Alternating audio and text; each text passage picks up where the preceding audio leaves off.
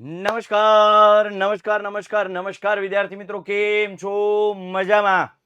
ધોરણ 9 ના વિદ્યાર્થીઓ સેક્શન ડી સેક્શન સી ના એમપી ઓલરેડી હું તમને આપી ચૂક્યો છું અને આશા છે કે એના દાખલાઓ તમે ગણ્યા હશે. ગણ્યા છે ને? ગણવા માટે આપ્યા હતા, જોવા માટે નહીં. આપનો મોટો ભાઈ સાહિલ વેકરે આપ સૌનું હાર્દિક હાર્દિક સ્વાગત કરે છે. ધોરણ 9 ના વિદ્યાર્થીઓ માટે સેક્શન બી ની જો હું વાત કરું, બિફોર બેંગ્લોર, સેક્શન બી, તો આજે હું એના એમપી તમને આપવાનો છું. થોડી થોડી હિન્ટ્સ આપતો જઈશ અને તમે સ્ક્રીનશોટ લેતા જજો. પછી જેવો આ વિડીયો પૂરો થાય, અથવા તમે 1.5x ની સ્પીડમાં પણ જોઈ શકો છો, જેવો આ વિડીયો પૂરો થાય પછી તમારે દાખલા ગણવાના છે. ઓકે, ચાલો શરૂઆત કરીએ. વિદ્યાર્થીઓ, તૈયારીઓમાં કશું બાકી ન રાખતા, કારણ કે 9મું જેટલું મજબૂત હશે, 9મા ધોરણનો બેઝ જેટલો મજબૂત હશે, એટલો તમને બેનિફિટ 10મા ધોરણમાં થશે. આઈડિયા ક્લિયર થાય છે? એટલે ખાસ આ બાબતનું ધ્યાન રાખવું પડશે. ચાલો, એ પહેલા ખાસ તમને જાણ કરી દઉં કે આપણી ટોપર 2027માં ધોરણ 10ના એડમિશન ચાલુ છે.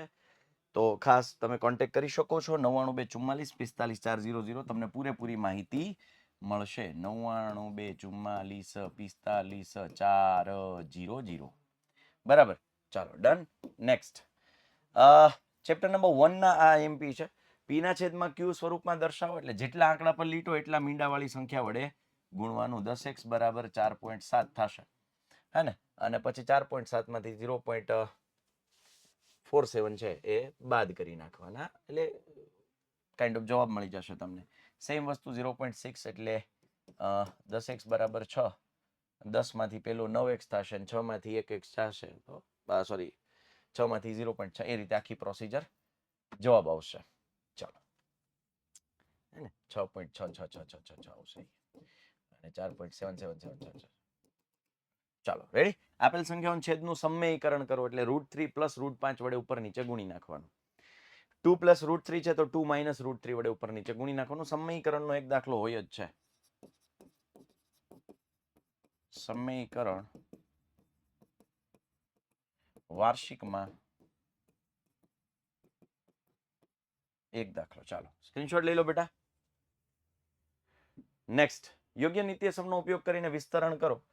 -2x + 5y - 3z ની 2 ઘાત, એટલે કે a + b + c whole square, એટલે a² + b² + c² + 2ab + 2bc + 2ca. Okay, ચાલો.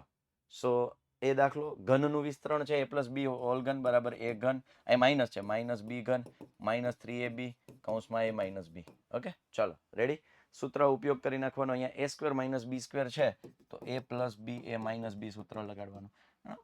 મસ્ત મોસ્ટ આઈએમપી બધા ક્વેશ્ચન્સ છે. બરાબર, ચાલો સ્ક્રીનશોટ લઈ લો.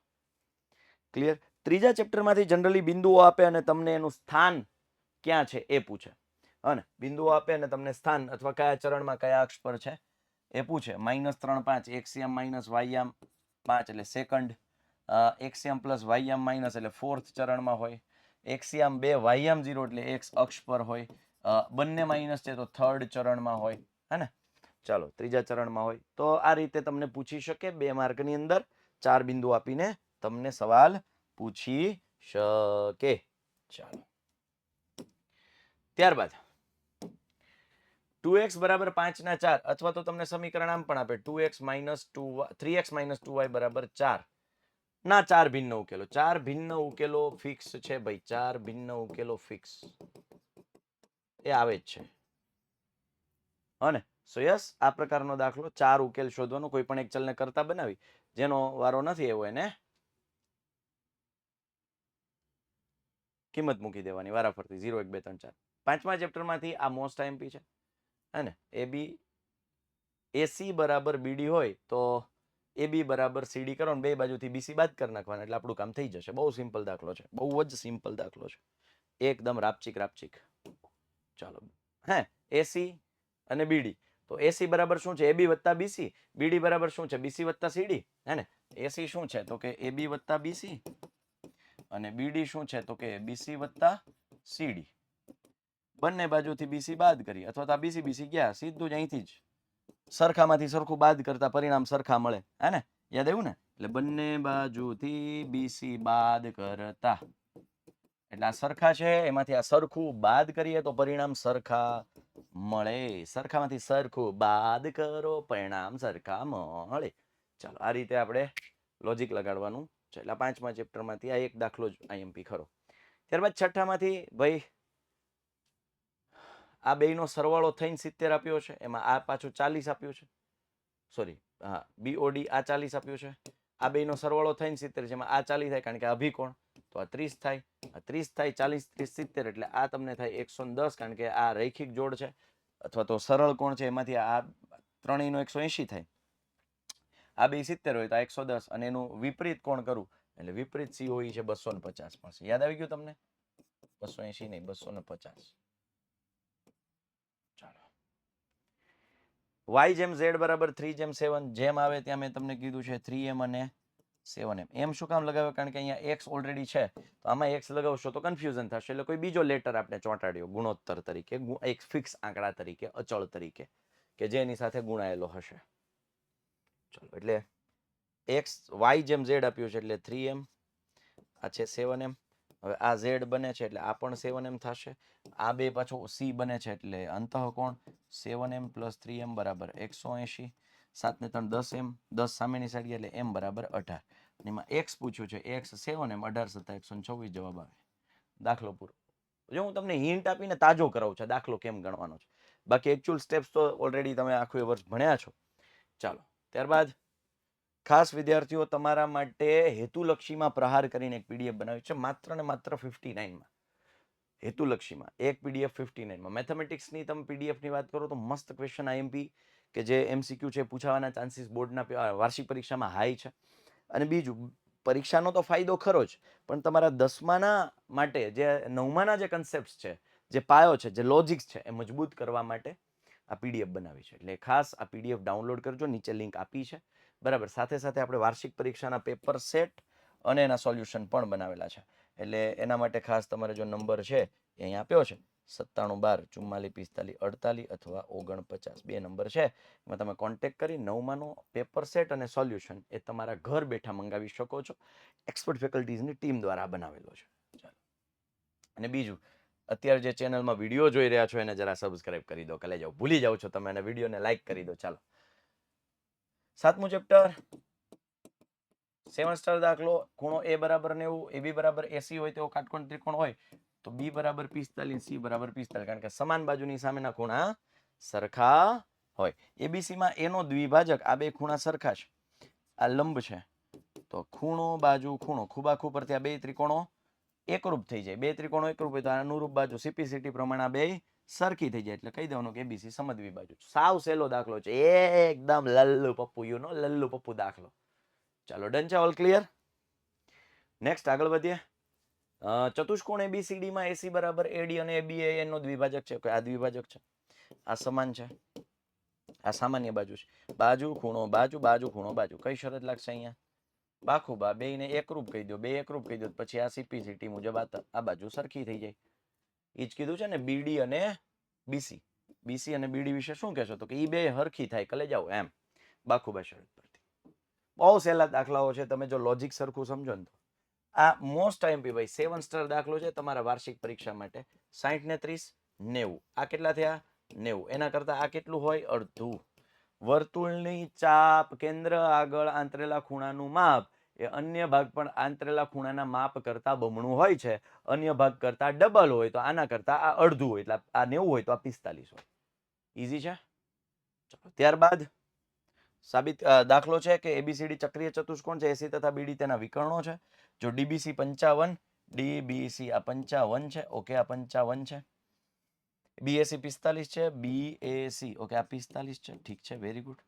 હવે જો થોડીક બુદ્ધિ આપરો, મુંડી ત્રાસી કરો એટલે આ જીવાએ આ જે ખૂણો છે એ જ માપ આ થાય, એટલે આ 55 હોય તો આ 55 થાય, તો આ બે થઈને 5 ને 4 9 ને 1 100 થઈ ગયા. હવે સામસામેના ખૂણા પૂરક હોય ચક્રીય ચતુષ્કોણમાં, આ પૂરક એટલે 180 સરવાળો, તો આ કેટલા થઈ જાય? 80, એટલે આપણને બીસીડી મળી જાય 80. સિમ્પલ છે પણ મોસ્ટ આઈએમપી દાખલો છે. 2 માંથી 1 હોય છે, કદાચ આ 3 માર્કમાં મૂકી દો હે ને. આ દાખલો 2 માર્ક અથવા 3 માર્ક. ચાલો બની શકે એ 2 માર્ક અથવા 3 માર્કમાં આવી શકે. હું ભલે 2 માર્કમાં આપવું હોય તો શિક્ષક ઉપર ડિપેન્ડ કરશે કેટલા માર્ક્સમાં મૂકવું હોય. મસ્ત દાખલો છે. જરા જો અહીંયા અંતઃસમુકોણનો કન્સેપ્ટ લગાડવો હોય તોય ચાલે. 130 આ ત્રિકોણ છે, એનો આ બહિષ્કોણ છે, આ એનો આ બહિષ્કોણ થયો. બહિષ્કોણ થયો તો એના અંતઃસમુકોણના સરવાળા જેટલો, એટલે આ 110 થશે, કારણ કે આ 130 છે, આ 20 છે. આ બેયનો સરવાળો છે એના જેટલો થાય 110, તો આ પણ કેટલો થાય 110.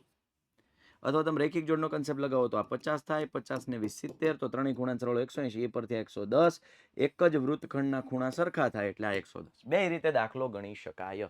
હું ખાલી હિન્ટ આપું છું. ઘણા કે સાહેબ આટલી ઝડપથી કેમ? બેટા હિન્ટ યુ નો, આખું વર્ષ ભણ્યા છે, હવે ખાલી હિન્ટ તાજું કરવાનો દાખલો કેમ થાય, ગણવાનો તમારે જાતે પ્રેક્ટિસ જાતે કરવાની છે. ભણાવ્યું છે મેં આખું એ વર્ષ, ખાલી અત્યારે આઈએમપી લઈને નથી આવ્યો, આખું એ વર્ષ આ બધી વસ્તુઓ ભણાવેલી છે. બરાબર છે? ચાલો.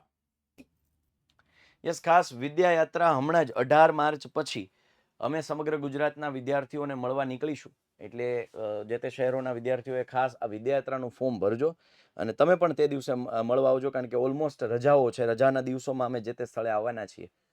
તો આવો તો વધારે મજા આવશે. બાળકો સાથે મળીશું, ચર્ચા કરીશું. હેરોનનું સૂત્ર પરિમિતિ 32 આપી છે, બે બાજુ 8, 11 અને હોય તો તેનું ક્ષેત્રફળ શોધો. બરાબર.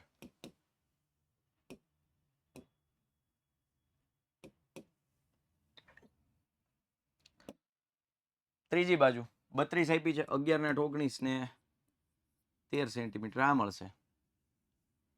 બરાબર. એસ કેટલા થશે? 16. 16 - 11 5, 16 - 13 3, 16 - 8 8, હે ને? 16 નું વર્ગમૂળ 4, 8 માં થશે 4 દુ 8, 5 અને 3 એમ રહેવા દઉં.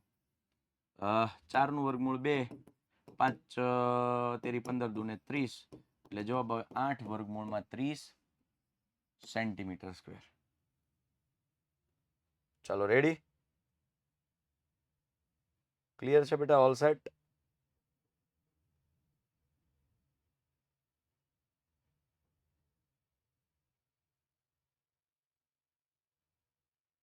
ચાલો, હવે આ છે પૃષ્ઠફળ ઘનફળના દાખલા.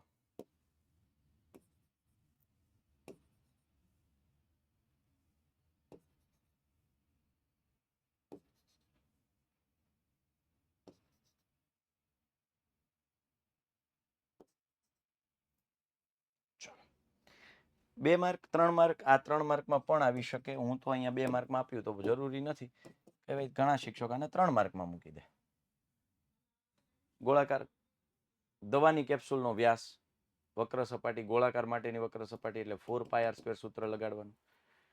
અર્ધગોળાકાર પાત્રમાં કેટલા લીટર એટલે 2/3πr³ ઘનફળ લગાડવાનું. ગોળાફેંકમાં વપરાતા ધાતુના ગોળાની ત્રિજ્યા એટલે 4/3πr³ લગાડી અને પછી એને ગુણ્યા દળ કરી નાખવાનું, એટલે આ એને ગુણ્યા 7.8 કરી નાખવાનું, એટલે કુલ દળ મળી જાય. શંકુ આકારના ખાડાના ઉપરનો ભાગ એટલે એની ક્ષમતા પૂછે એટલે શું? ઘનફળ, તો 1/3 πr² h લગાડી દેવાનું સૂત્ર. બરાબર ને? સ્ટીલના અર્ધગોળાકાર વાટકાની જાડાઈ, અંદરની સપાટીની ત્રિજ્યા આ, તો બહારની વક્ર સપાટીનું ક્ષેત્રફળ, અર્ધગોળકની વક્ર સપાટી 2πr². ઊંચાઈ 8 અને પાયાની ત્રિજ્યા 6 હોય તેવા શંકુ આકારના તંબુ બનાવવા માટે 3 મીટર પહોળી કેટલી તાડ? અહીંયા એક સરસ મજાનો કન્સેપ્ટ લાગશે. લંબચોરસ તાડપત્રી બરાબર, શંકુ આકારનો તંબુ જોઈએ છે એટલે πrl. હે ને? તો ખાસ આ કન્સેપ્ટથી તમે દાખલો સોલ્વ કરી શકો. સ્ક્રીનશોટ લઈ લો બેટા, સ્ક્રીનશોટ લઈ લો. નેક્સ્ટ ભાઈ, તમારા માટે પણ ભવિષ્યવાણી અને સૂર્યોદય આવશે, સો ડોન્ટ વરી, ચિંતા ન કરતા. પણ આજે આઈએમપી દાખલા કર્યા હશે તો એ પછી ફાયદો થશે. ભવિષ્યવાણી અને સૂર્યોદય. સ્તંભ આલેખ આપ્યો છે 0 થી 10, 10 થી 20, 20 થી 30, 30 થી 40, 40 50, 50 60, એટલે સ્તંભ આલેખ એટલે આ જગ્યા ન હોય તે.